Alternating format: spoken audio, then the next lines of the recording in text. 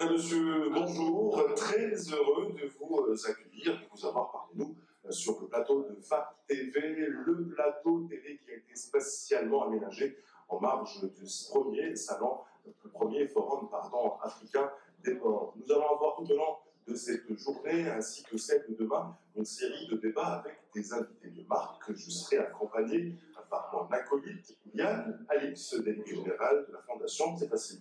Bonjour Yann, bonjour. C'est bien que tu prennes ton micro. Bonjour Mehdi, bonjour à toutes et à tous. Merci. Et je rappelle Yann qu'on est en direct sur la page Facebook de e-conférence, mais aussi sur LinkedIn. Donc si vous nous regardez, n'hésitez pas d'interagir avec nous. Nous avons le plaisir d'avoir avec nous sur ce plateau le colonel André Sino, secrétaire général, Port Management Association of Eastern and Southern Africa. Monsieur Sino, bonjour. Bonjour Mehdi et merci pour l'invitation. Merci d'être avec nous. Nous avons également le plaisir d'avoir sur ce plateau M. Augustin Fadoudji Conan, secrétaire général de l'association de gestion des ports de l'Afrique de l'Ouest et du Centre. C'est bien ça, merci. C'est un plaisir d'être avec vous sur ce plateau. Merci d'être avec nous sur ce plateau. Je rappelle que cet événement vient pratiquement après une semaine du lancement des activités portuaires du port de Congé-les-Rues. Avant d'aller encore en profondeur dans notre débat, ce serait bien de nous rappeler les missions assignées à votre association pour mieux les faire connaître à notre téléspectateur. Je commence par vous. Merci beaucoup. L'AGPAOC, c'est l'association de gestion des ports de l'Afrique de l'Ouest et du Centre.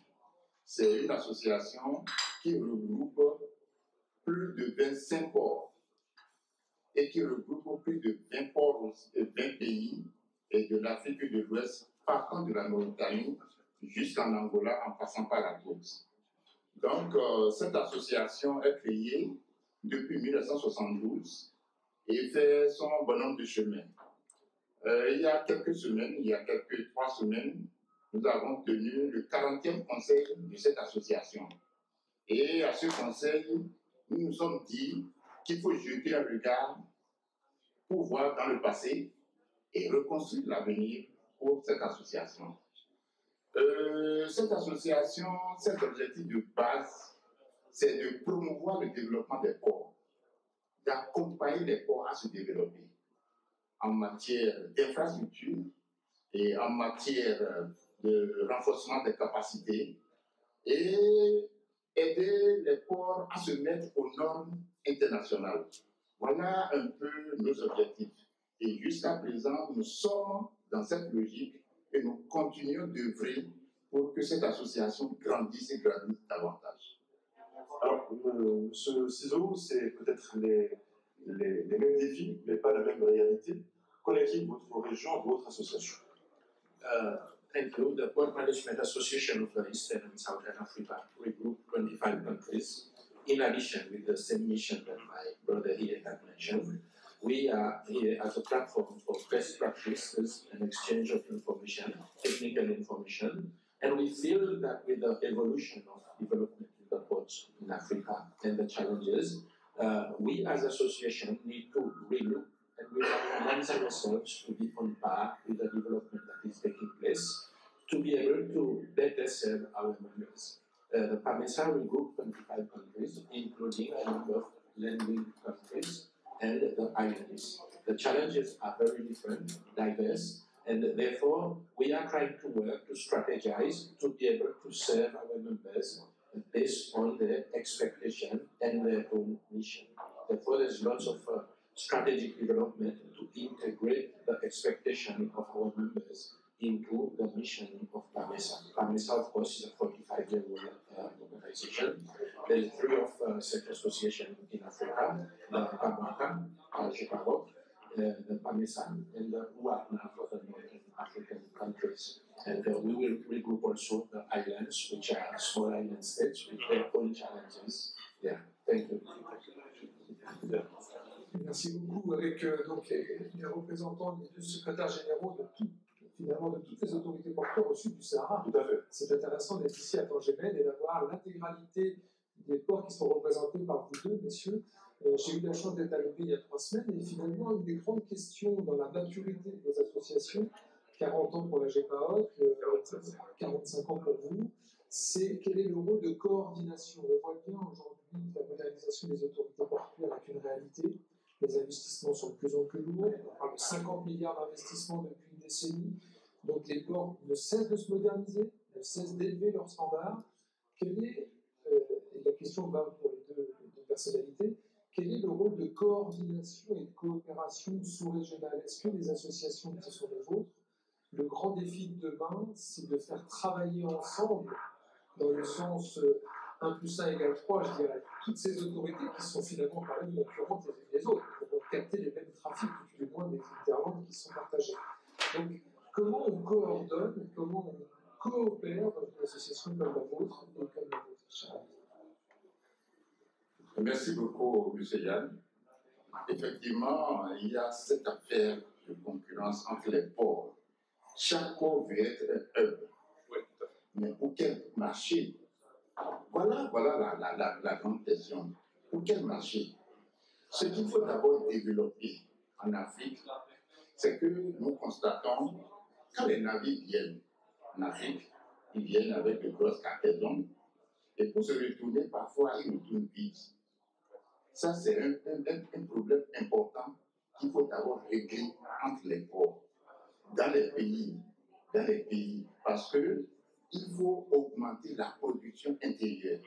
Il faut que nous, pays africains, on commence par produire des choses pour que quand les navires viennent ici, ils retournent avec autre cargaison. Bon, il y a le cacao de la Côte d'Ivoire, le coton au Bénin et au Mali, mais il y a aussi le pétrole, mais il faut faire quelque chose pour transformer des matières premières africaines pour que quand les navires arrivent dans nos ports, qu'ils retournent avec des cargaisons. Ça, c'est une première chose. Bon, Yann Alice a posé la question de savoir quel est le rôle de coordination. Nous accompagnons tous les ports. Nous échangeons sur la manière de travailler pour accroître la compétitivité. Parce que un port n'est pas un entrepôt. Il faut que la marchandise vienne. Quand la marchandise vient, il faut que ça passe. Tout à l'heure, lors de la rencontre qu'on a eue tout à l'heure à l'ouverture, ils ont parlé des corridors. Il faut développer les corridors, il faut développer de nouveaux corridors. Parce qu'il faut faire la liaison entre les ports et l'interland. Et la liaison, aujourd'hui, ce n'est pas encore une réalité assez palpable. Il faut connecter les ports avec les rails. Il faut que les moyens de transport, tels que les camions soient aux normes, les camions bien équipés pour faire le transport sur ces corridors. Donc, au niveau de la LPRC, nous essayons d'accompagner les ports, de leur expliquer ce qu'il faut faire pour qu'il ne faut pas que chacun se livre des concurrences déloyales, je veux dire. Donc, il faut que les ports s'entendent et produisent, puisque nous avons un marché qui est commun à nous tous. Voilà un peu ce que je veux dire pour le moment. Merci. Yes, my colleague had very well explained the challenges of associations to coordinate competitors. So we are not referee at a boxing match, but at least we are able to work with all our members. What is important is to, if I can use the example of cruise. If, let's say, Republic of Seychelles go to Miami to promote Seychelles as a cruise destination, the cruise ship will not only visit Seychelles and go back to Europe, but will be visiting the countries in the region. Therefore, there's a need, and which is working very well, that collaboration exists when it comes to the cruise tourism development. At the same time, like you say, ports, which is maybe 500, 600 kilometers from each other, are competing against each other and serving the same thing. We have to work towards changing the mindset because not every country can be a hub. So that there's an understanding that the regional hub is this one, and then there should be capacity development for having the African cabotage for example, whereby the African now will distribute cargo from the main ports to the sub-regional port. We tried to do that for the islands. It did not work because we did not have the volume. Not only the volume, but working with all the African coasts, I believe we can create volume. But the challenges, like he mentioned, is the export. Where there's lots of barriers that also prevent the development of goods for export. If I can give you another example, somebody wants to export a container of fish, which is 1,000 miles to Kenya, is more expensive than exporting the same container of fish to Cote d'Ivoire in West Africa. Therefore, there's also the issue of trade barriers, framework. Recently, I had a good meeting with the president of the Republic of Seychelles, and we discussed a lot about the framework for trade barriers. Several meetings are conducted through and we identified that there's lots of challenges to trade amongst African countries. And how do we get over them? May I propose to him to simplify by getting the trade experts to sit together, identify all the challenges, put it on the table, and then let's see how the African leaders can work together to eliminate these barriers. They need also to understand whether these barriers are caused by us locally or some external factors that impact and design it in such a way that we cannot trade amongst ourselves. These are important issues that PAMESA is working towards to create that kind of understanding towards the objectives of developing our own capacity, because we have lots of capacity in Africa. One major factor is to develop the human capacity, especially in the domain that we are discussing on this table. Oui, allez-y, je veux rebondir sur l'exemple donné par mon collègue de PAMESA en matière de tourisme de croisière. Ouais. C'est déjà une réalité chez eux. En Afrique de l'Ouest, il n'y a que le Cap-Vert qui est dans cette activité. Bon, moi, j'en ai fait mon cheval de bataille parce que vraiment, c'est une activité. L'Afrique de l'Ouest n'est pas balayée par une croisière. En quittant de la Mauritanie jusqu'en Angola, il n'y a pas une croisière qui passe sur cette ligne. Alors, moi, quand j'ai vu, il y a un projet qu'il faut organiser avec la CEDEAO, mais déjà au niveau de la GPAC, nous avons pris à cœur ce problème. Pour dire il faut que ça devienne une réalité, parce qu'aujourd'hui, c'est les marchandises, mais il faut aussi le transport des passagers. C'est aussi une activité porteuse qui peut nous amener à de revenus. Et ça règle même le problème social. Vous voyez, quand les croisières vont dans les ports, ils passent peut-être une bien 2 journées, c'est des devis justement, c'est très dynamique touristique. Voilà, pour les sites touristiques, et les hôtels vont travailler, les chauffeurs, les transporteurs, tout cela vont travailler. Ça règle les problèmes sociaux. Donc, il faut que déjà, les ports africains, nous sommes déjà en train de penser à ça pour que cette activité aussi vienne sur la plateforme de l'Afrique de l'Ouest. Oui, allez-y. I would like to share with you that recently, with the support of the African Union, the PAMESA will be able to recruit an expert to develop what we call the Cruise Africa, which is a brand that was registered in Seychelles 3 years ago, and now the PAMESA is developing it, and it will cover Africa as a cruise destination. But we need to have everybody on board to work with all partners politically, technically, so that we create that kind of spillover in the African economy, because we have all the natural tourist attractions. This is part of the bigger strategy. We have our natural resources that are exported raw, we cannot do value added, and then the price of the sale of the natural resources is determined by those who buy. They value add to it, they sell us at the price that they determine themselves. Therefore, let's invite them as visitors to our country and collect the dollars that is much needed for the development of our country. Justement, vous avez tout à l'heure parlé des barrières douanières et commerciales. Est-ce que vous pensez justement qu'on est au premier balbutiement de la ZLECA, la zone économique de libre-échange continentale? Est-ce que vous pensez que ce cadre africain de création d'un marché commun va renforcer les investissements dans les connexions maritimes et dans les corridors en Afrique. Bon, la zone de libre-échange, il y a certains ports qui sont en train d'expérimenter. Il y a le port de Lomé, qui a une zone franche, et le port de Cotonou, sa zone franche n'est pas encore faite opérationnelle. Et bon, si tous les ports s'accordent à créer véritablement une zone franche, ça peut amorcer quand même un développement dans les ports. C'est ce que moi je pense. Merci.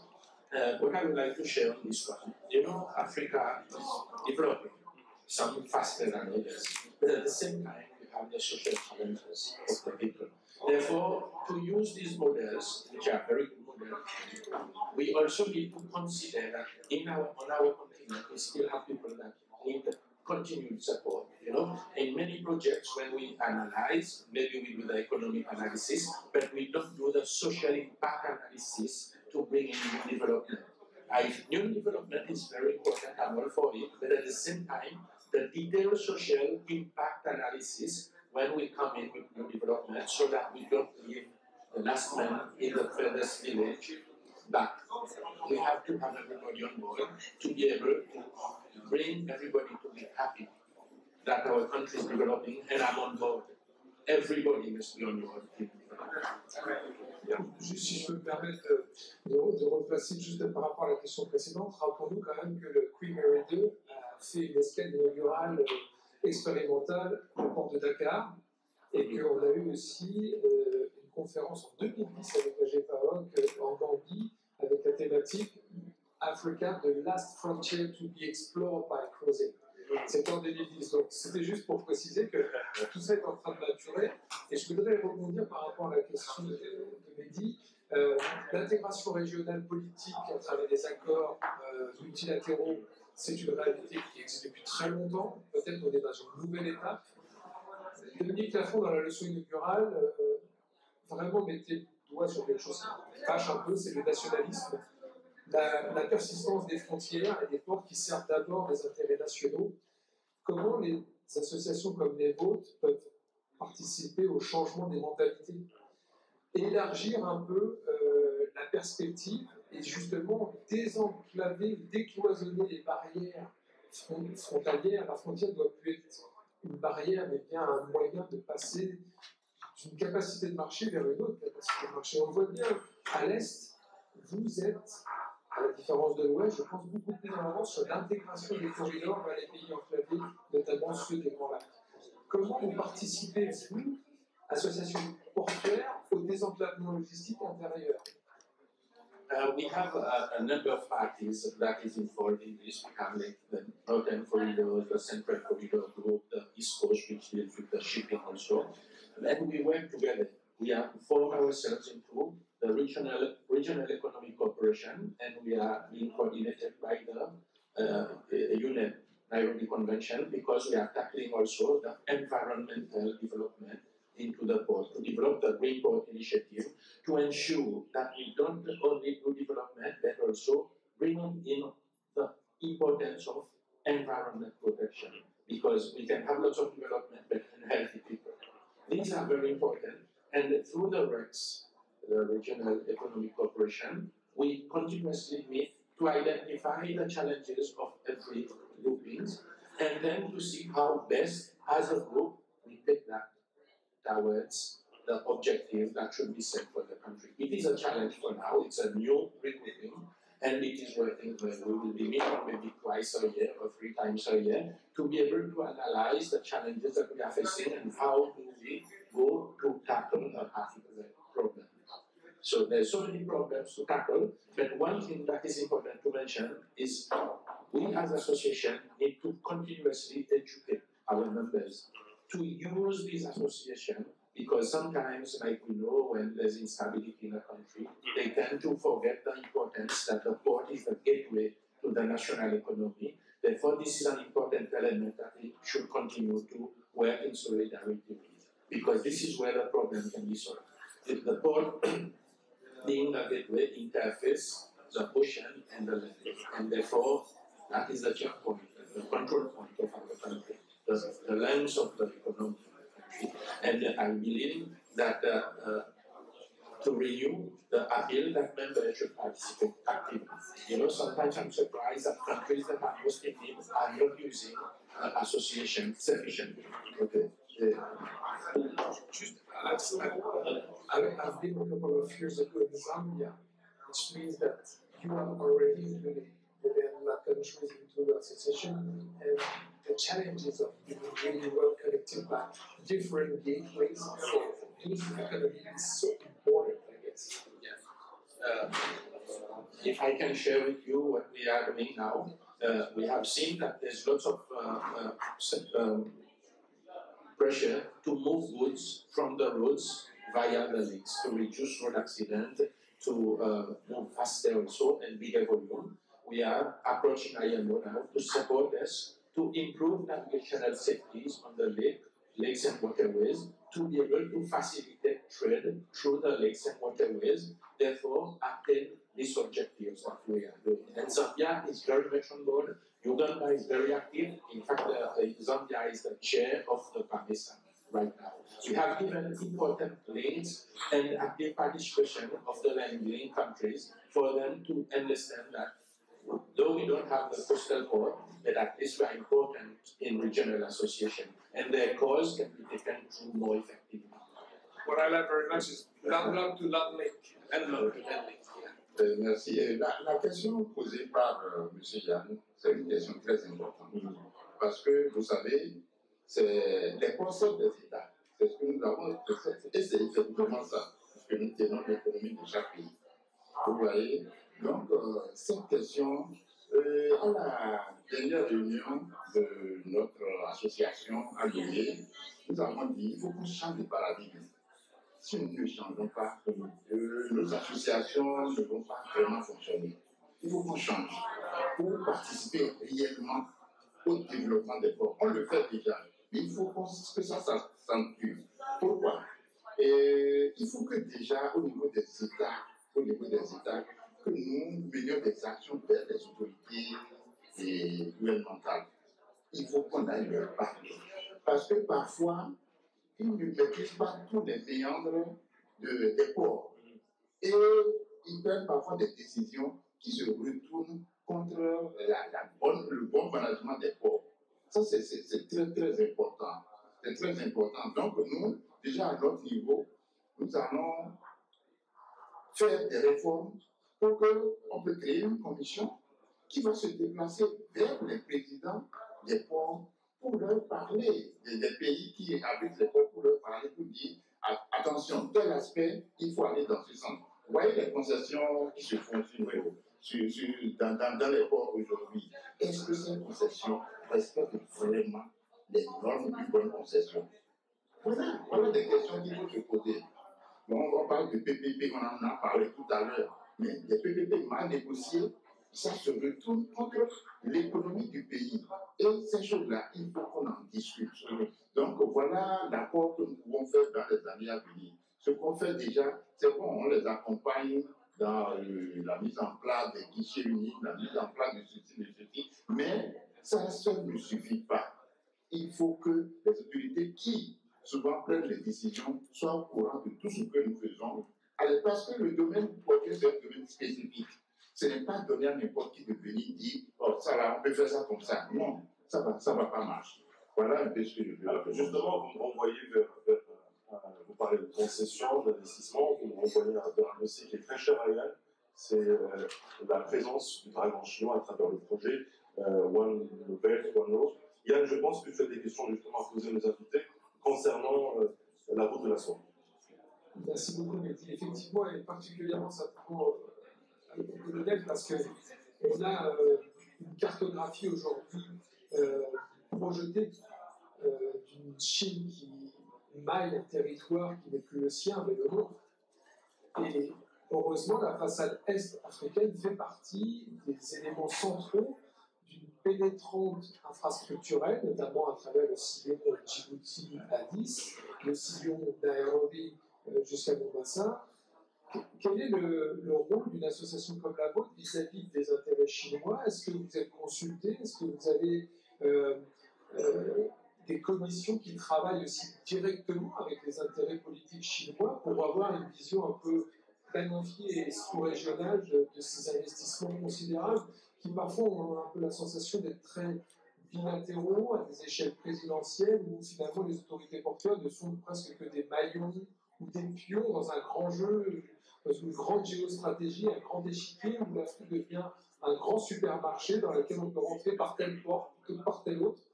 Et des associations comme la vôtre doivent peser quand même dans toutes ces discussions, dans toutes ces visions. Thank you. This is a very important question. This One Belt, One Road, the La Route de la Soie, has been in existence for many, many years and has been used for trade and colonization at the time. But at the same time, with the evolution around the world, globalization, there's also the strategy to become regional economic power. In the past, they were superpowers. Now, what is the meaning of regional economic power? These regional powers, they have their objectives. They have their objectives. There's also other groups that has got their objectives. What is important for us as Africans, from the continent, from the islands, to identify and to understand the objectives of these regional economic powers, so that we can chart the way forward truly to be able to benefit.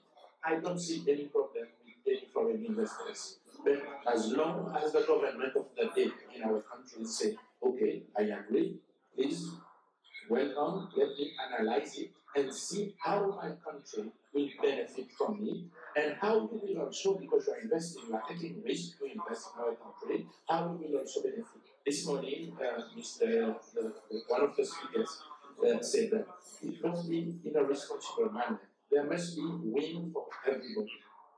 You see, the climate in Africa is good for agricultural productions. Some nations, they have big populations, but maybe the weather is not that good to produce food for them. But they need places like in Africa. Welcome, there's land sufficient to grow food for many people around the world, but we also must benefit from it. If we share the food with you, we also must be able to put some food on the plates of the villagers at the furthest point of our country. I don't see anything wrong, but though we are not much consulted as associations, but we try at every different opportunities to share our ideas and to show that strategically we need to relook at so many ways of doing business, so many ways of welcoming foreign direct investment. I still believe in Africa, there's a lot of capacity for African business people to invest in African infrastructure development. Though we need also the support of foreign investors. Thank you. Merci beaucoup. Juste pour donner une idée aux gens qui nous suivent aujourd'hui, en septembre dernier, lors du la 8e rencontre Chine-Afrique, le président Xi Jinping a annoncé 60 milliards de nouveaux investissements dans les infrastructures africaines, ce qu'il avait déjà annoncé à Jobourg il y a 3 ans dans la 7e convention Chine-Afrique, donc ça fait plus de 120 milliards d'engagements infrastructurels sur le continent africain par la seule Chine. C'est juste pour donner une magnitude, une perspective considérable, sachant qu'un sillon comme Addis Abeba, Djibouti coûte entre 3 et 4 milliards. Voilà, 120 milliards, donc le maillage infrastructurel africain est peut-être enfin en route. Et on le voit à l'échelle de l'Afrique de l'Ouest. TC2 à Abidjan est construit par les Chinois, Kribi a été construit par les Chinois, mais ce n'est pas du tout dans une même logique géopolitique, parce que vous n'êtes pas physiquement et capacitativement intégré dans la République de la Soie. Simplement, vous avez quelque chose à vous dire sur l'agenda et nos intérêts chinois et nos amis chinois. La Chine, elle est un peu partout maintenant dans le monde, surtout en Afrique. Ils sont en train de s'intégrer sérieusement à l'Afrique. Bon, au fait, ce que je disais tout à l'heure, ça rejoint la même chose. Parce qu'on ne peut pas refuser la coopération. On ne peut pas refuser. Mais il faut définir les normes. Il faut définir que ça se passe bien. Sinon, c'est là où il y a le hic. Vous voyez? Donc, moi, je pense que ces concessions qui se font un peu partout sur notre continent, il faut choisir les hommes qu'il faut pour négocier avec ces bailleurs pour que le pays en profite et que l'Afrique en profite. Merci. Oui, je pense qu'il nous reste 3 à 4 minutes pour terminer. Est-ce que tu veux poser une question pour clore ce débat? Écoutez, un élément sur lequel moi je suis un tout petit peu sensible, parce que finalement ça fait partie aussi de l'avenir de l'Afrique, c'est cette intégration sociétale, c'est comment on intègre les populations. Aujourd'hui, un des grands défis dont on parle beaucoup sur le développement portuaire africain, c'est cette congestion dans la métropole, c'est cette conciliation entre la croissance des métropoles. Le continent africain est le moins urbanisé du monde, mais par contre, on est avec la plus rapide croissance d'urbanisation, et elle se fait sur les littoraux. Donc on a un challenge considérable demain, c'est d'inventer la ville portuaire de demain, et de satisfaire finalement que croissance portuaire et croissance urbaine multiplient les facteurs de croissance plutôt qu'ils ne les annihilent. Donc, est-ce que vous participez, je sais que vous participez beaucoup aux relations ville-port, notamment avec l'association AIVP, mais est-ce que c'est des thématiques qui sont aussi des thématiques du futur pour vous dans le cadre de vos associations? Justement, ce serait bien de nous parler des ports africains de demain. Comment ils seront plus verts, plus connectés, plus intelligents. À nous de nous faire rêver, de nous dire que c'est l'Afrique de demain. Merci beaucoup. Le problème qu'il pose, M. Yann, c'est un problème réel. Aujourd'hui, la ville appelle les ports appellent les villes. C'est un peu ça. Le port de Tema, vous voyez là où se trouve Accra, on est venu mettre, c'est à 25 km comme ça d'Accra, et on est venu mettre la ville portuaire là, on est venu mettre le port là. Mais très tôt, ça c'est des activités qui se sont développées autour de la ville, et Tema aussi est devenue une grande ville aujourd'hui. Vous voyez, donc c'est un peu ça. La relation ville-port, il faut qu'on la pense. Le port de demain, c'est effectif. C'est vraiment effectif. Mais nous avons quand même l'expérience africaine. C'est pourquoi je me retrouve ici à Tanger et je suis très à l'aise. Nous pouvons faire la coopération sud-sud. Oui, nous pouvons faire la coopération sud-sud pour que l'expérience des autres serve à nous aussi, ceux qui sont en Afrique de l'Ouest, en Afrique centrale, même en Afrique de l'Est, que nos expériences, qu'on partage des expériences. Et ensemble, nous allons toucher le sommet de la performance. Yeah, I believe this collaboration between the ports and the cities is so important. Though in our region there's different types of countries, bigger populations, smaller populations, small islands, bigger countries on the coast of the continent. I'll give you one example. In Seychelles last year, the President of the Republic appointed a committee under the chairmanship of the mayor of the town of Victoria, so that the representatives of each ministry sit on this committee. Any development that is taking place near the town and the port will be discussed on this table and presented for everybody to contribute their ideas and share the challenges that they expect. So this is one model that I believe PAMESA should continue, not only PAMESA but the FAMAC as well, to the other ports and cities that find themselves next to each other, so that the integrated development be considered as part of the national economic development. A few months back, I attended a presentation, a 10-year strategic development plan of a port in East Africa. Then I asked the question, what about the input of the city into this strategic development plan? You know, the room went on silent, you could hear pin drop, because they have not integrated the city, which gives access to the port, the roads in and out of the ports, how the society living in the city can benefit with this strategic development, so that there's continued spillover in the economy by the ports next to the city. You know, these are important elements that everybody should be on board in any development at any country. This will help Africa to move faster. Thank you. Messieurs, merci beaucoup pour cette demi-heure de débat. C'était enrichissant et intense. Quant à nous, Yann, on donne un autre rendez-vous à nos téléspectateurs qui nous regardent sur notre page Facebook pour tout à l'heure, à notre débat, à notre invité. Et restez toujours connectés sur FAB TV pour voir l'actu de cet événement portuaire africain. Merci et à tout à l'heure.